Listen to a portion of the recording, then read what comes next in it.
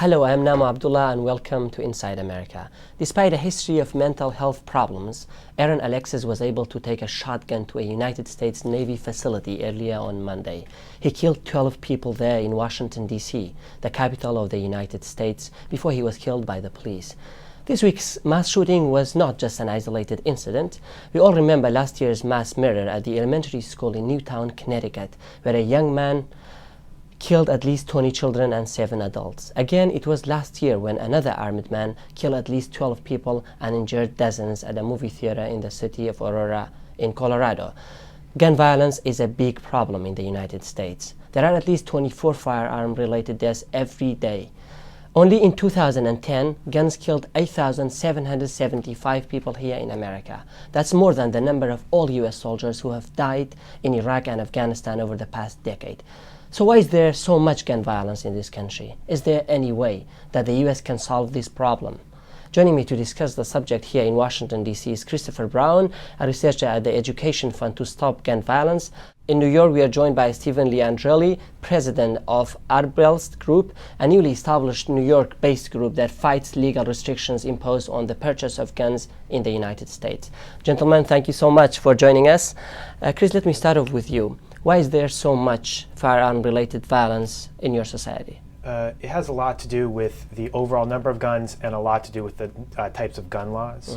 It is the really simple answer, and there's a lot of compelling evidence when you look at the U.S. versus Europe on that. I just want to say the Navy Yard is about 2 miles from where I live. My wife works for the Navy. I have been there half a dozen times. It's a peaceful place on the river where people go into their offices. They do a lot of preparing to make the ships go, things like that. And it was just shocking to see it happen right there for no obvious reason. We don't even know why, and that's what a lot of these shootings are like. Your family members are shot and killed. You have no idea why somebody would want to do that. Almost all of them have had little or no motive. And that's what happens when people can get guns easily, people with extensive red flags in their background. So what do you think it should be done here in America to decrease, to lower the rate of violence that are caused by firearms? The absolute first thing that needs to happen is universal background checks. There is a bill, Manchin Toomey, that would get close to universal background checks, that came very close to passing in the Senate. It's backed by over 90% of the people are okay with universal background checks. In America, for people who don't understand, the background, as an individual in most states, almost more than 30, you can just sell a gun to someone. You don't have to check to see if they're a criminal. And that's a huge problem. That's tens of millions of guns have just been transferred from one person to the other. We don't know, if they have mental illness. We don't know if they're criminals. And that is a big driver of gun violence in America. We can also look at things like... Let me bring in Stephen now. Sure. Stephen, Chris finds gun violence a big problem in America. Do you think it's a big problem and that it needs to be addressed? I think that the problem in America is that we already have thousands of federal, state, and local gun laws that could easily address many of these problems if they were enforced. I don't take the position that we need more laws. We need to enforce the existing laws. Self-defense is the most basic natural right, and the necessary corollary to the right of self-defense is the right to defense of arms. And in America, it's part of our culture, unlike Europe and other areas of the world where they don't allow their citizens to bear arms. And maybe a little later in the show we might get to that reason. But I take the position that the Constitution of the United States, and especially the Second Amendment, is very clear. It gives the law-abiding citizen the right to bear arms.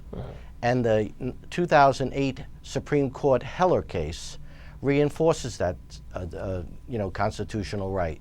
So we need to really Stephen, take excuse a look me at if the I can United interrupt you, States but that constitution was written like more than 200 years ago. At that time, we had just very, the kind of weapons we had at that time were not as sophisticated as the kind of assault rifle weapons we have now. Don't you think the constitution could be amended? Can't we amend it? Yes, you can. You know what? If the people of the United States want to amend the Constitution, a particular amendment in the Constitution, or if the people of any of the states in the United States want to amend a law, they have that right. They have to legislate that. But the creation of more laws every time an incident occurs is not the solution. And you really need to look about, you mentioned the word assault weapon or assault rifle, military rifle, military weapons. If you really look at it, the most used firearms, especially when it comes to a rifle, is not the rifle or the shotgun that is called an assault weapon.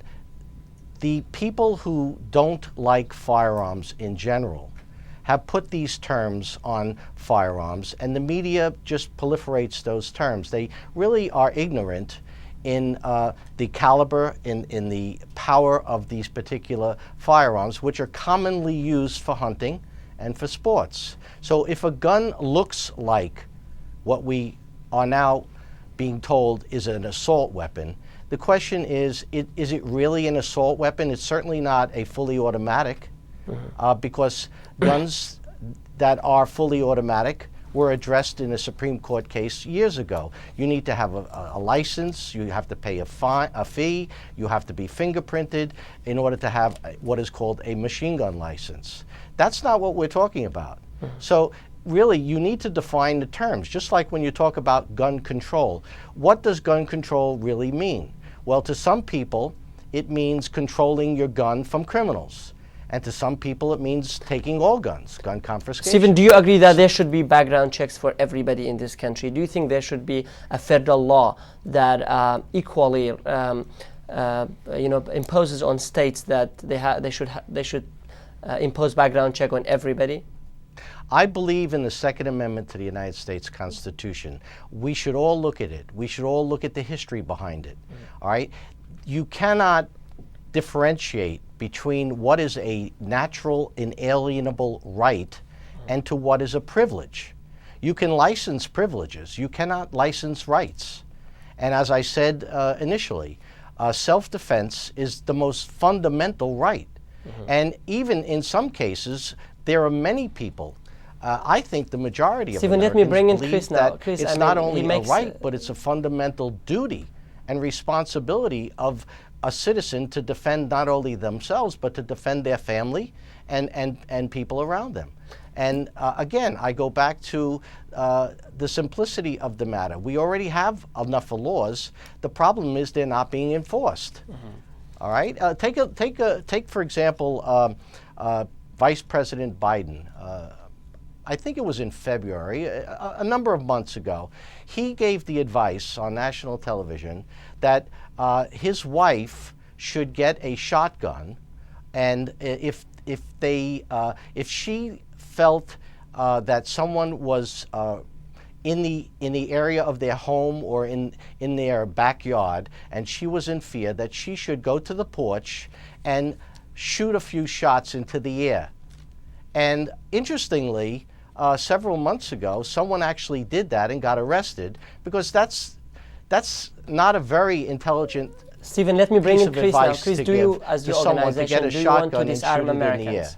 No, that isn't. You can take a look at our website, and you will see no, gun ban proposals in terms of confiscation from anyone who isn't already a criminal or not allowed to have a gun. That's not something that's been proposed by Dianne Feinstein. It's not who is one of the strongest proponents anywhere. And yeah, absolutely, that's not the thing. There are proposals to regulate assault weapons, and probably the AR-15 would be included in that in the future. And what that is trying to slowly wind down the number that exists, get rid of the manufacture of them. People would still be able to keep them if they have them right now. And the AR-15 doesn't just look like the M16, which is what you'll see in the U.S. military, what the troops are walking around Iraq with. That's their main gun. It is the AR-15. It's just a different version of it. The AR-15 was invented and then selected to be the M16. They're not exactly the same as what you have out there, but they're very highly effective if you want to shoot multiple targets and use the features that make up assault weapons. That's how they defined it in Congress. You can So you argue think with there's that a clear definition. definition for what assault? There is a very weapon is? specific definition in California law for what they consider assault weapons. There's a very specific definition, and it includes things that make it easier to do a mass shooting. This guy, by the reports we're getting today, Alexis wanted to have an AR-15. He was only able, because of the gun laws, to get a shotgun. Now, obviously, he did a lot of damage with that. He was able to take away a handgun from one of the police officers who was there. But it's a very lucky thing that he wasn't firing 30 bullets before he had to reload the way that the shooter in Newtown, Connecticut was doing. There was at least one victim who he fired at and did not pull it. Nobody was. So why is there a big gap between people like Stephen and you, or like the NRA and your organization?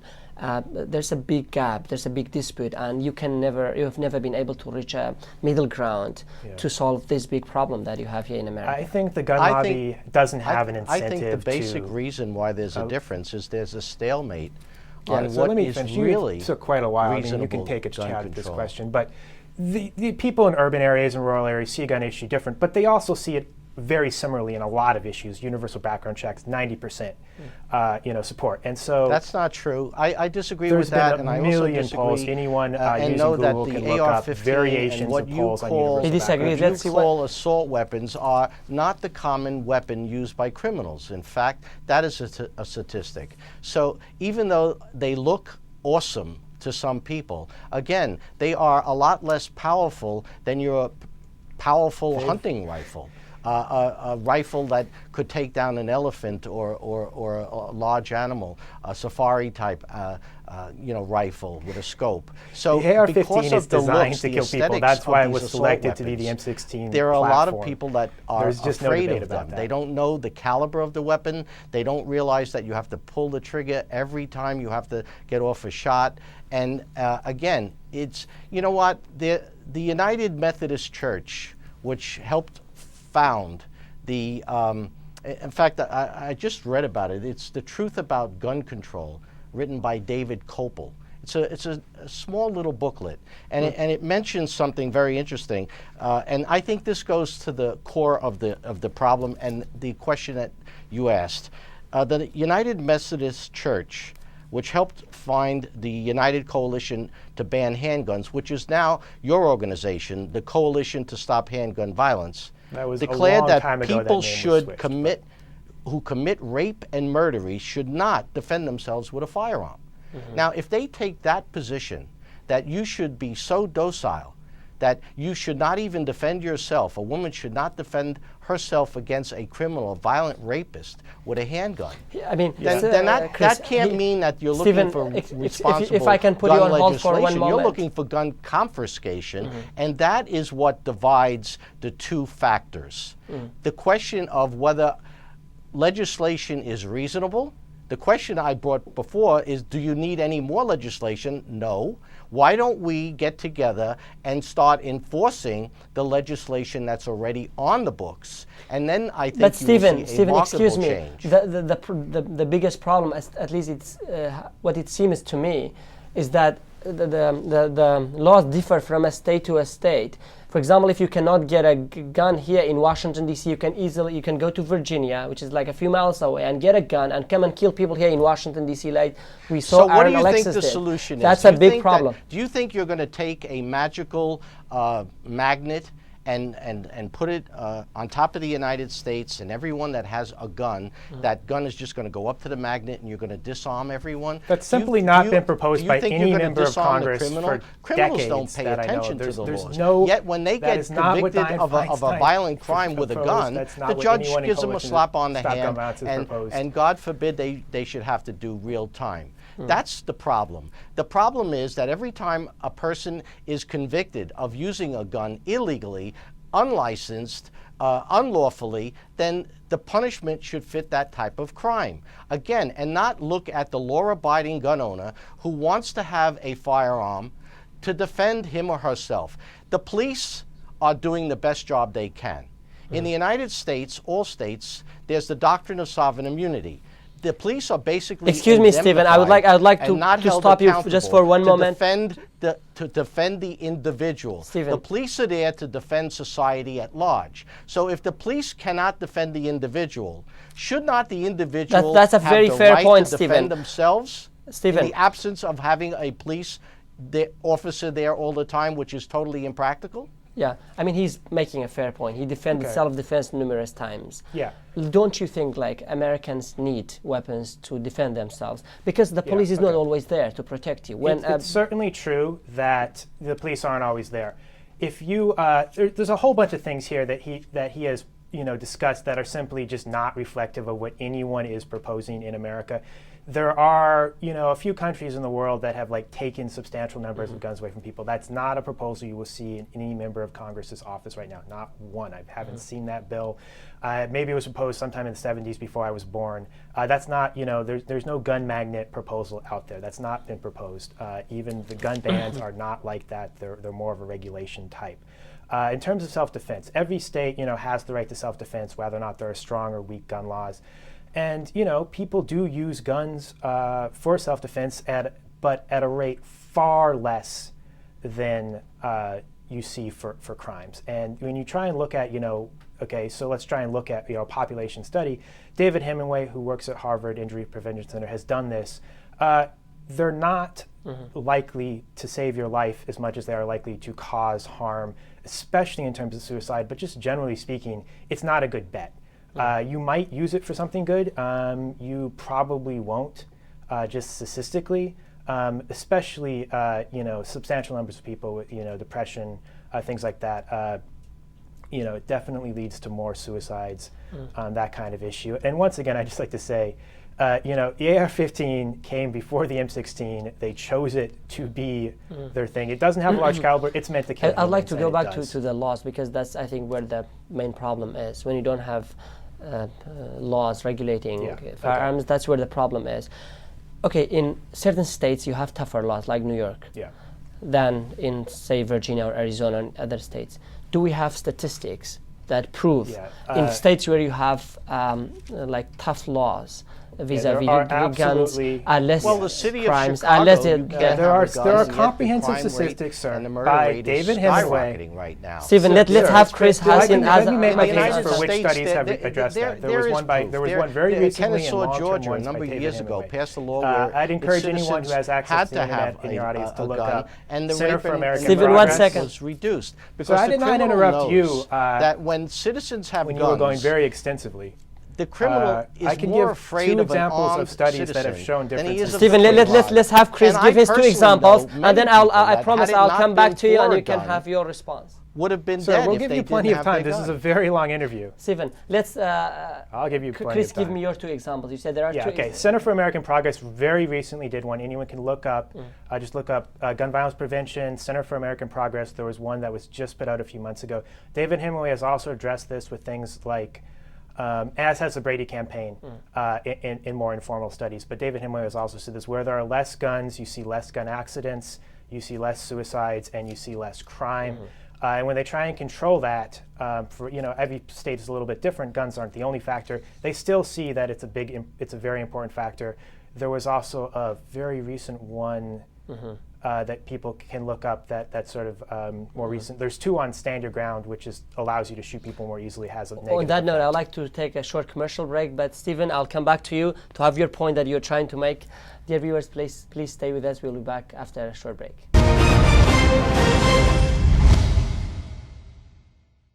Hello again and welcome back to Inside America. Why is there so much firearm-related violence in the United States? This is the question I'm discussing now with two guests. We have Chris here with the Coalition to Stop Gun Violence, and we have Stephen in New York. Stephen, you were about to make a point that I asked you a question whether states that have tougher laws vis-a-vis guns are safer than the states that have less, looser laws. Well, to answer that question, it's a little more complicated than just saying states that have tougher or more lenient gun laws. It depends on the demographics, it depends a lot upon the politics, and it depends upon how law enforcement handles it. But the criminal knows, you know what, if we reduce this to a more simplistic way of thinking, let's take the position of a criminal. He wants to commit a crime, or he has to commit a crime.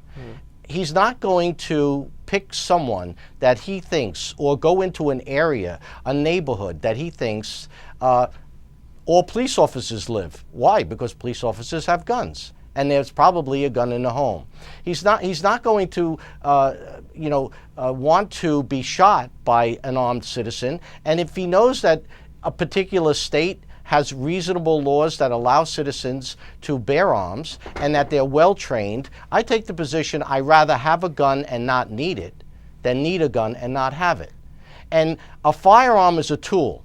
In the hands of a trained, law-abiding person, it could be a very good thing. Everybody it could save lives. Everybody should bear arms. I personally know people that, had it not been for the fact that they were carrying a licensed legal gun, their life would be over right now. And as far as the statistics that are being talked about, I welcome anyone who really wants to learn the facts about guns, gun laws, and legislation. Go to our new website, www.arbalist.com.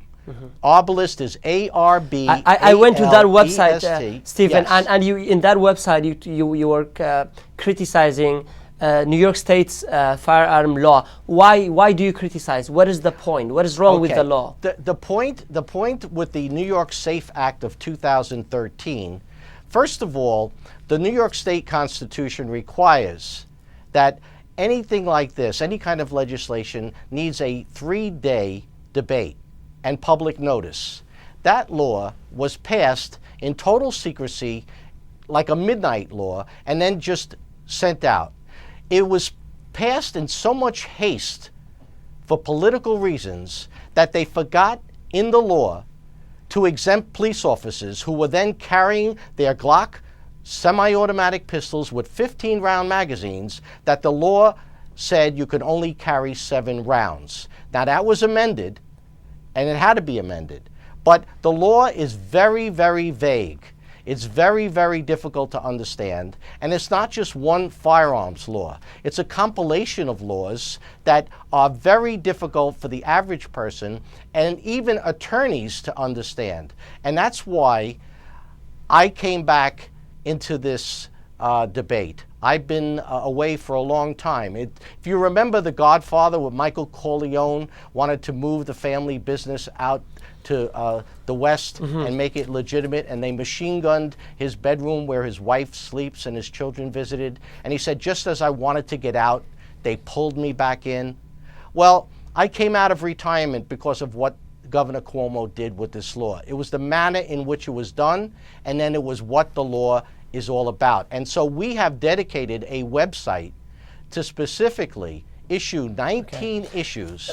Okay, Stephen, I'd like to bring in Chris here and tell the legal gun owner what he or she has to do in order to comply with that law. I'd like because to failure to comply with that law is going to result in possible arrest, the confiscation I hear of your their point, gun, Stephen. and the I loss hear your of their point. license. I would like and to. It's all on that website.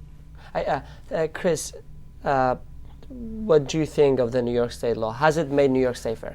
I don't know all of the details of the law, but I can absolutely tell you that, if somebody wants to shoot up a lot of people, having 7 rounds, having to, again and again reload is not going to be helpful to them. There's just no two ways about that. There's a reason why you see 30 and 100 round magazines of ammunition. That's what they're trying to address. That would be very helpful, although obviously they're going to be able to go down to Virginia, just like people do in D.C., and avoid background checks and get those magazines. So it would be more helpful if they had them everywhere. But there absolutely is a good reason to have that type of restriction as they do in New York. After the Newtown shooting, I remember President Obama saying that I'm going to do my best to prevent incidents like this from happening again. But it did happen again. And we saw it here in Washington, D.C. a few miles from where the president lives. And that's because legislation is not the solution. Well, no legislation Again, has been tried to address this problem because the Senate, has a filibuster rule. Even though a majority of senators, most senators in the United States, wanted to try and do a rule, a law. There was no legislation practice. There's been, this is less than a year away. So even then, it's a little weird. You would not typically expect a law to be able to address things super quickly. But there has been no legislative attempt. So to say legislation didn't solve the problem just isn't accurate. And in New York, people have every right to self-defense. People have guns in their home. People have guns in their home in D.C. There's no place in the United States where people don't have guns in their home and can't use them if their life is in danger. Chris, as our international audience, I'm sure is puzzled, and I'm puzzled too. Why is there so much love for guns in this society? I think it's American culture. It's the original colonists had guns. Loves guns, so I I'll think let the him American Revolution was fought over gun control. The King of England and his Parliament wanted to tax the American colonists. And then eventually they wanted to ban guns because they knew that if the colonists had guns, they would not be able to fight against the English. Well, this of course escalated. Now, this is historical, according to him. Some people want to So use there's the a historical argument, why does reason. someone today need a gun? 200 years ago, Stephen, people I think it will relied on be their fair gun if we to allow hunt. Chris They to talk relied on their gun about for that self-defense. topic a bit sorry? further. I mean, the National Rifle Association was started after the Civil War because they found that the two individuals who founded it found that the Union troops did not really know how to use guns, despite this sort of reported from the beginning history of gun use. Sure, I mean part of it's that there have been a lot of guns. There's frontiers, in wildlife areas that didn't exist in Europe because people have lived there so much longer, or at least Europeans have lived so much longer. But yeah, overall, I think it's somewhat exaggerated. You have a lot of enthusiasts who really make a lot of noise, and you have people who are pretty normal folks, might own a gun or two, are not in love with their guns. They're just folks who grew up with them. I talk to people in my office, which is supposedly according to Stephen here, trying to ban all guns. And grandparents. My grandfather had a gun. One of our staffers' husband will take their children shooting from a gun that's been in their family for about 60 years. I mean, it's part of our culture, but people are reasonable. Most people are very reasonable about it. Chris, Well, it's interesting because that's the word that's being batted about. Reasonable. What is reasonable? It's very subjective. Universal it's interesting background that checks you are mentioned very that reasonable. people should have the right to have a gun in their home. But you know what? If you're going to get robbed, you're most likely going to be robbed on the streets or outside of your home. So we're talking about the difference between possessing a firearm in your home, which is all well and good, but most people would like to carry a firearm on them, concealed, loaded, to Stephen, defend do you themselves. think And everybody, the no matter where they statistics are, back and at a forth. hospital, It's a lot at a different. You know what? If you kindergarten, wanna at a school, compare you should Europe have a and weapon other with countries, you? Take a look at Japan.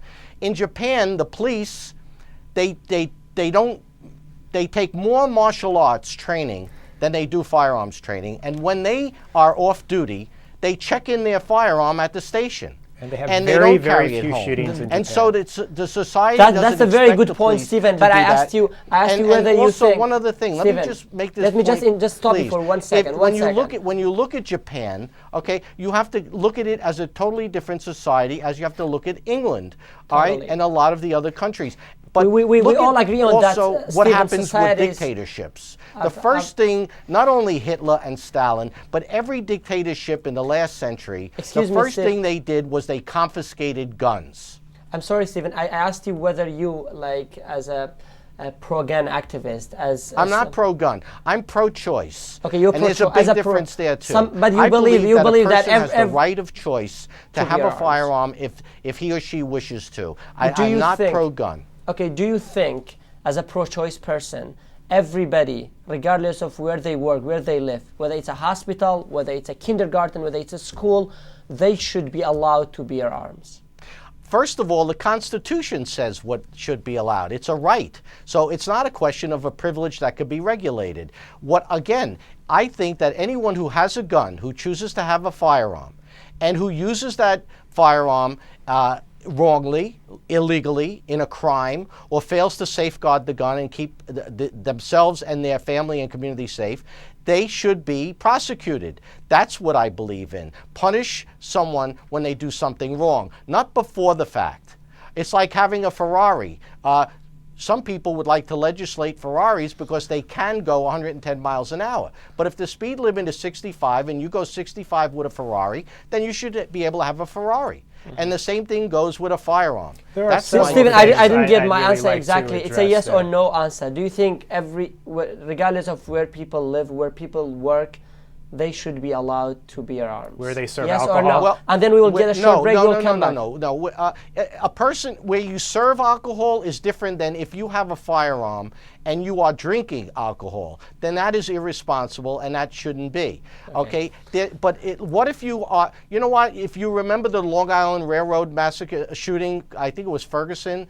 There was a guy on a train, and he shot a number of people because no one on that train, no one in that train car was licensed, or there wasn't a police officer, or there wasn't a civilian with a gun that could have shot him to stop him from shooting more people. And similarly with all of the other shootings. If someone was there, for example, even in a school, where if you had armed, trained people, security guards in a school, even though it's a school, or a federal office building, or a park, a person who is trained is like a police officer. Stephen, I have to take a short break now, but I would come back. But if you have a criminal that is continually shooting and no one is there to shoot him, then you're going to have more people shot. So it's, again, it's not the gun, it's the lack of people with guns that are properly trained in proper hands to prevent crimes. We'll be back after a short break.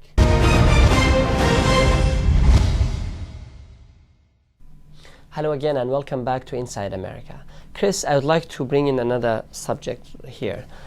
There seems to be a connection between drugs and gun violence in many societies. Some people argue that if you legalize drugs, there will be less firearm-related deaths in societies. Is there research backing up this claim? I'm not really aware of that research. Let me just really briefly state that it is the vision of the NRA to have guns in schools, in bars. They've passed laws on this in colleges, where people, if I don't know if your audience knows a lot about U.S. colleges, but there's a lot of drinking there. It's a, sort of a established problem that people, really use college to drink too much, and that's a huge problem. That is the vision of gun lobby. In terms of the connection between gun laws and drug laws, yeah, a lot of the people who use guns for violence are involved, or some percentage, I don't know if you'd say a lot, but that happens.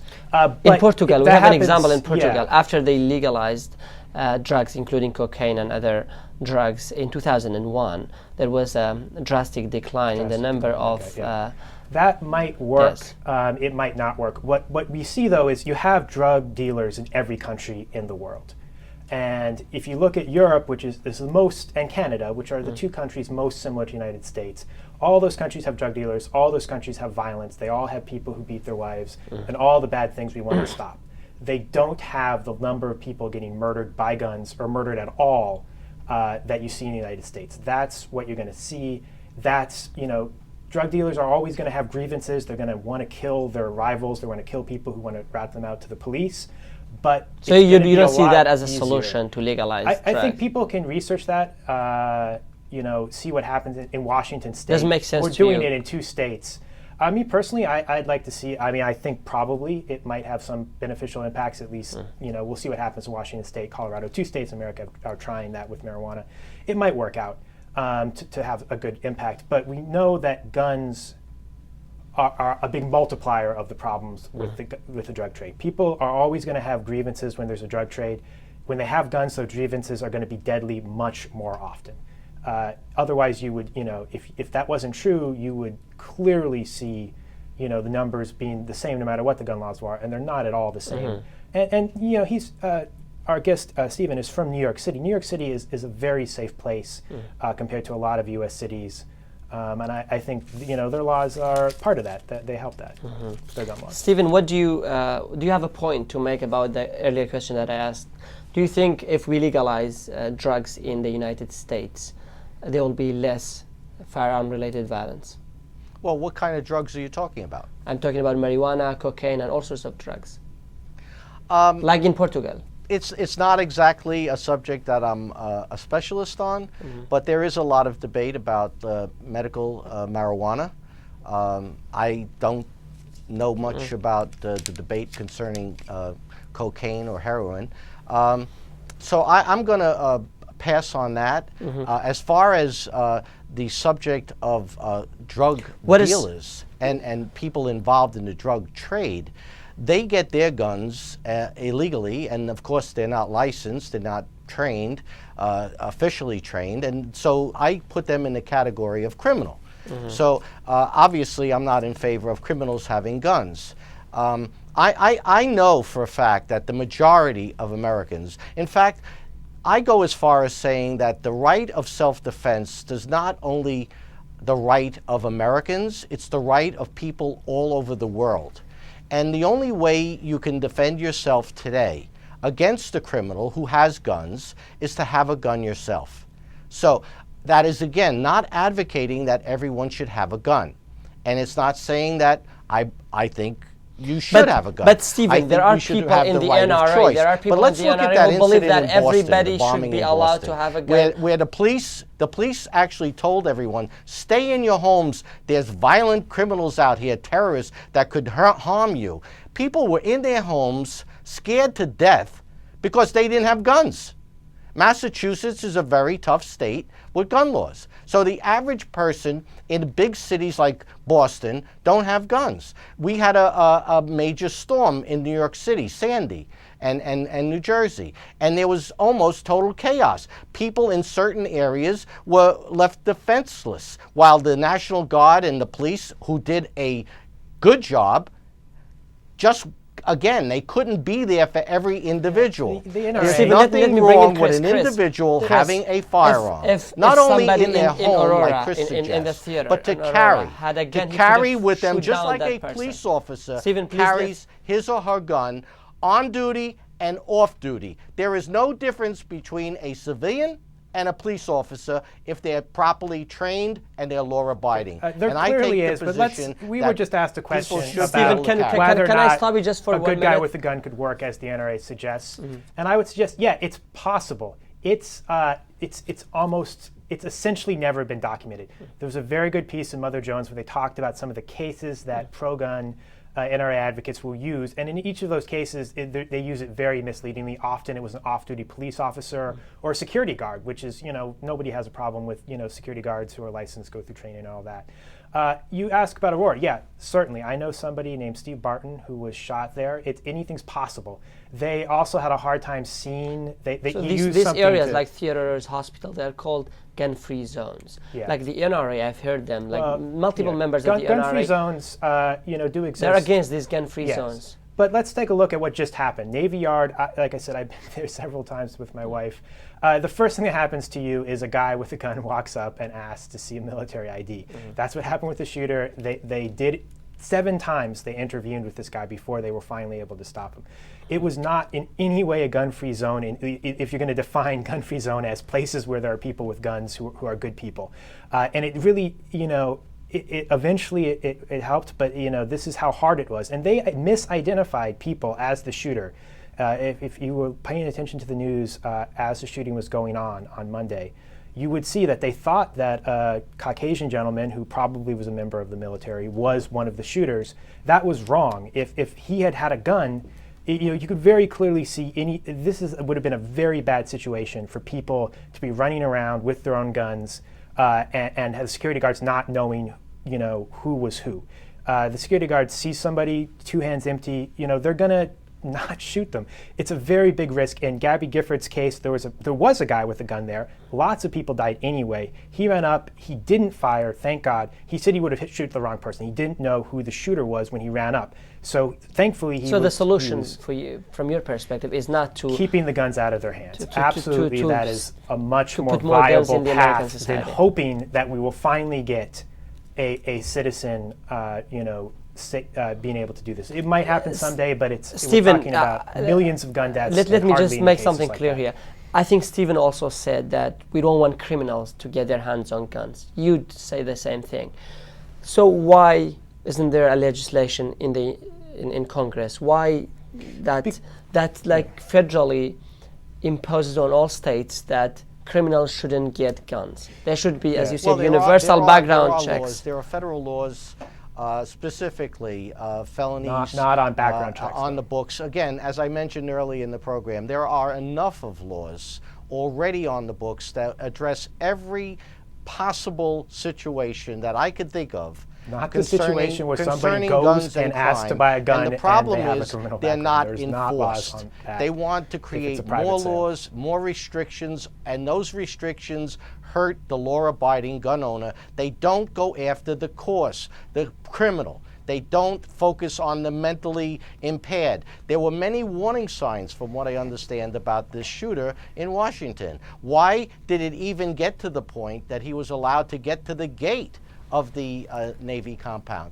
These are the things that irk people that are law-abiding. That Stephen, may I ask you a question, like Stephen? New York, where you have to get a license to have a gun. It costs $340. It's $91 and change for Stephen, a may I stop you just for one question? It has to be constantly renewed, and every license is restricted. It makes no sense. I'm sorry. Ask me the question, please. Yeah.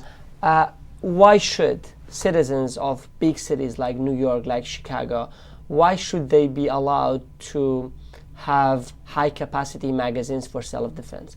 Why isn't just a handgun? Isn't just a handgun Tell me what gonna a work? high-capacity magazine is. A high-capacity magazine, you have like dozens of rounds of ammunition in it. Dozens? No. Several. I mean, what would you consider? why shouldn't we? Would it be 7 rounds? Let me rephrase my question. Let me rephrase my question. Okay. Let me rephrase. Why shouldn't you just have a handgun for self-defense? Isn't that enough? To some people who choose to just have, let's say, a Smith & Wesson revolver with a 5-round shot, 38 special, or a Colt 6-round shot, maybe that's fine. But now let's look at it again from my viewpoint and try and make it as simple as possible and as logical as possible. Do criminals carry semi-automatics with 10 to 15-round magazine, which is considered a high-capacity magazine under the New York law? We'll use the New York SAFE Act, Governor Cuomo's law. It's considered a high-capacity magazine if it's any more than, let's say, 7 rounds. Okay, a criminal comes into your home, or 2 criminals with 2 semi-automatics with 15-round magazines, and you only have 7.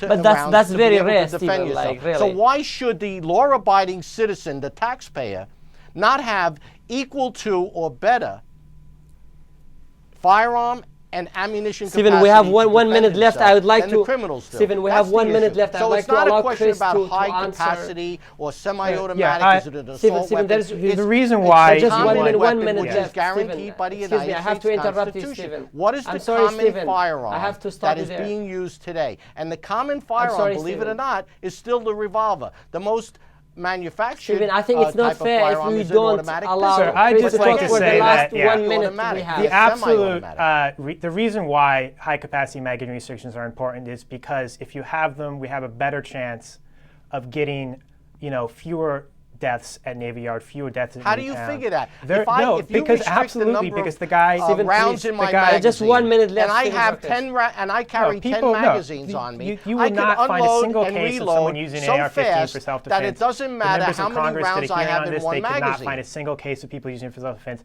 They do not have cases where somebody fired 100 shots in self-defense and it was necessary. You have lots of cases where people fired hundreds of shots and half of the people in a school were killed. That's documented. Anyone can find that. It's very easy. You won't find cases of people with 33 caliber, high-capacity magazines, like was used in Gabby Gifford's shooting, used, in self-defense very often. And essentially, it's not documented. It doesn't exist. It's a myth. Sure, they might have that gun. They might use it for good, but they don't shoot 33 rounds. Chris, I agree with what you're saying, but I wonder why why can a gunman get into the school, any school or any facility, any playground, any public area, and be allowed to get off so many rounds in the first place without being taken down by a responsible law-abiding citizen or a police officer? That's the issue. If no one has guns except for police, and there aren't enough of police to protect everyone, and they're not responsible or held accountable to protect the individual, then the individual has two choices: go to England or Japan or Australia, or get a gun. Stephen, on that note, thank you so much for talking to us. Chris, thank you so much for talking to us as you. well. I know regulating firearms is such a difficult subject in this country, but what we all hope is that the Americans, all of them, regardless of their ideological backgrounds, come together and to prevent the death of more Americans. Dear viewers, thank you so much for watching. Until next time, be well.